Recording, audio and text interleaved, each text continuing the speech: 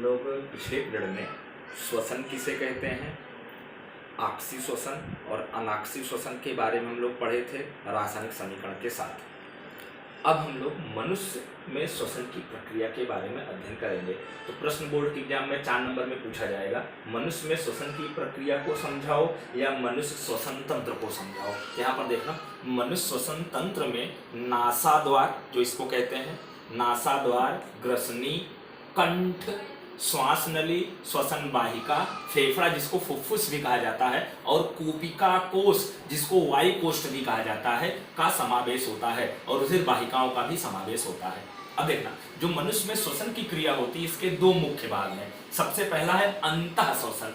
अब देखना, इसके दौरान वृक्षीय गुहा फैलती है और पसलियों से संलग्न पेशियां सिकुड़ती हैं। इसका मतलब जानते क्या हुआ कि जो ये उदर है, पेट है, ये अंदर के भाग में जाता है, और जब हम सांस लेते हैं तो ये सीना बाहर के भाग में आता है। वही चीज कह रहे हैं, इसके दौरान वृक्षीय गुहा फैलती है, मतलब सीना हमारा फैलता है, और पसलियों की जो पेशियां हैं जो नीचे अंदर की ओर है वो क्या होती है, सिकुड़ती है। तो वक्ष ऊपर तथा बाहर की ओर गति करता है। जो वक्ष है, सीना है, ये ऊपर की ओर गति करता हुआ आता है। अब देखना, गुहा में वायु का दाब तब कम हो जाता है, मतलब शरीर के अंदर जो फेफड़ा है, फुफ्फुस है, उसमें हवा का दाब कम हो जाता है, तो हवा फेफड़े में भर जाती है। देखो, जब हम सांस खींचते हैं, सांस अंदर जा रही है, फेफड़े में हवा भर रही है, तो पेट अंदर की ओर जाता है और सीना कहाँ आता है, बाहर की ओर आता है। क्यों? क्योंकि उसके अंदर का दाब कम हो जाता है, तो बाहर की हवा अंदर आसानी से भर जाती है। और दूसरा बाह्य श्वसन, जिसको उच्छ्वसन भी कहा जाता है या बाह्य श्वसन भी आप कह सकते हैं। इसमें वक्षीय गुहा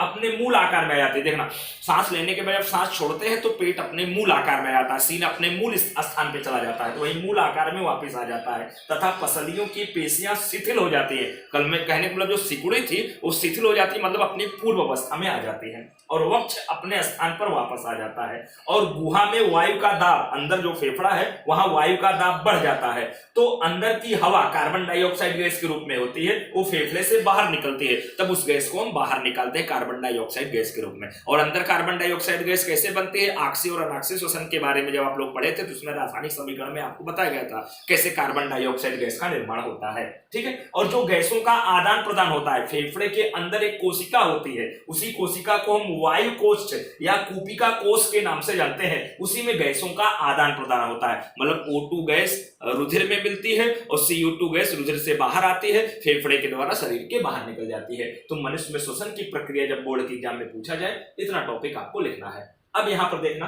संवहन। संवहन का मतलब जो हमारे शरीर में तमाम प्रकार के पदार्थों का वहन होता है, एक कोशिका से दूसरी कोशिका की ओर, एक स्थान से दूसरे स्थान की ओर, उसी प्रक्रिया को हम संवहन कहते हैं। और संवहन के साथ जो तंत्र होता है, मतलब संवहन की प्रक्रिया में सहायता प्रदान करने वाले जो तंत्र होते हैं, उनको संवहन तंत्र कहा जाता है।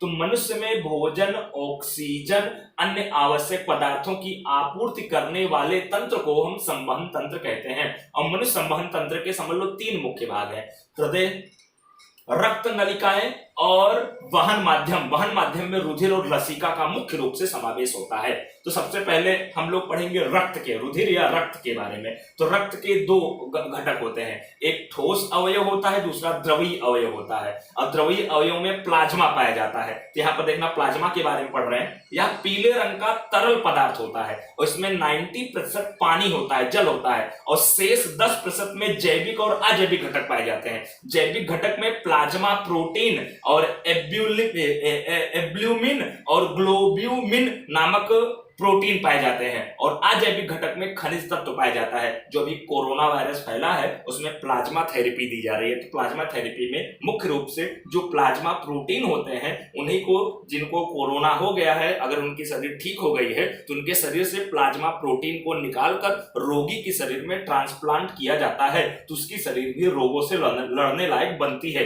तो प्लाज्मा थेरेपी में क्या किया जाता है, प्लाज्मा प्रोटीन को एक शरीर से दूसरे शरीर में ट्रांसफर किया जाता है। और ये प्लाज्मा में पाया जाता है। ध्यान देना, प्लाज्मा में 90% जल होता है और 10% में जैविक और अजैविक घटक होते हैं, और जैविक घटक में प्लाज्मा प्रोटीन पाया जाता है। ध्यान देना, अजैविक घटक में तमाम प्रकार के खनिज तत्वों की आवश्यकता होती है। ठीक है, अब उसके बाद यहां पर देखना ध्यान से, जो रक्त कण है, ठोस जो अवयव है उसमें रक्त कण है, तो रक्त कण 3 प्रकार का होता है। यहां पर देखना, लाल रक्त कण, श्वेत कण और त्राक कण, जिसको प्लेलेट्स भी कहते हैं। ठीक है, तो लाल रक्त कण को आरबीसी भी कहा जाता है, रेड ब्लड सेल, और श्वेत रक्त कण को डब्ल्यूबीसी भी कहा जाता है, व्हाइट ब्लड सेल। आरबीसी का काम क्या है? O2 और CO2 तथा हीमोग्लोबिन के वहन में सहायता प्रदान करता है। हमारे शरीर में जो ऑक्सीजन गैस एक कोशिका से दूसरी कोशिका की ओर पहुंचती है, कार्बन डाइऑक्साइड गैस जो कोशिका से निकलती है शरीर के बाहर है, या हीमोग्लोबिन एक स्थान से दूसरे स्थान पर स्थानांतरित होता है, तो ये सारे के सारी चीजों का स्थानांतरण हमारे शरीर में एक कोशिका से दूसरे कोशिका की ओर आरबीसी या लाल रक्त कण की सहायता से होता है। और प्रत्येक लाल रक्त कण का जो जीवन काल होता है वो लगभग 120 दिनों का होता है, और जो लाल रक्त कण है की संख्या हमारे रुधिर में खूब अधिक प्रमाण में होती है, इसलिए हमारा ब्लड लाल रंग का होता है। मतलब ये समझ लो कि रक्त कण का 90% भाग लाल रक्त कण का होता है, इसलिए रुधिर हमारा लाल रंग का दिखाई देता है।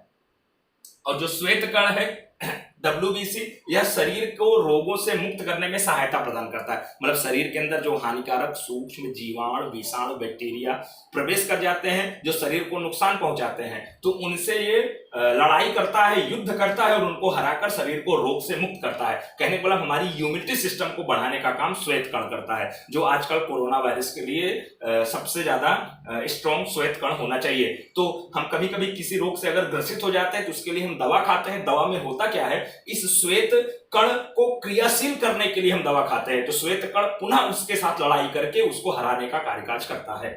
फिर उसके बाद त्राक कण, जिसको प्लेलेट्स भी कहते हैं, और डेंगू रोग में हमेशा त्राक कण या प्लेलेट्स की कमी हो जाती है। अब इसमें क्या होता है, इसका मुख्य कार्य है, जब हमको कभी चोट लग जाती है तो खून निकलता है, खून निकलने के थोड़ी देर के बाद रुधिर का थक्का जम जाता है, मतलब खून जम जाता है, तो खून को जमाने का काम करता है। क्यों? क्योंकि जैसे रुधिर बाहर की ओर आता है तो त्राक कण भी बाहर की ओर आएगा, तो त्राक कण जैसे ही हवा के संपर्क में आता है तो उसकी दीवार टूट जाती है और उसके अंदर से थ्रोम्बोप्लास्टिन नामक रसायन निकलता है जो रुधिर को जमाने का कार्य करता है, मतलब फिटकरी जैसा कार्य करता है। इसलिए देखो कभी कहीं चोट लग जाती है, खून अगर निकल रहा है, खून को रोकने के लिए फिटकरी का उपयोग करते हैं, तो ये फिटकरी का कार्य प्लेलेट्स करता है, रुधिर को जमाने का कार्य करता है। ठीक है, और जो लसिका है देखना है दूसरा, इसमें रक्त कण के अलावा, जो रक्त कण है, रक्त कण के अलावा रक्त के सभी भाग पाए जाते हैं, लेकिन इसमें जो प्रोटीन पाया जाता है लेकिन रक्त की तुलना में थोड़ा कम प्रमाण में पाया जाता है। ओके।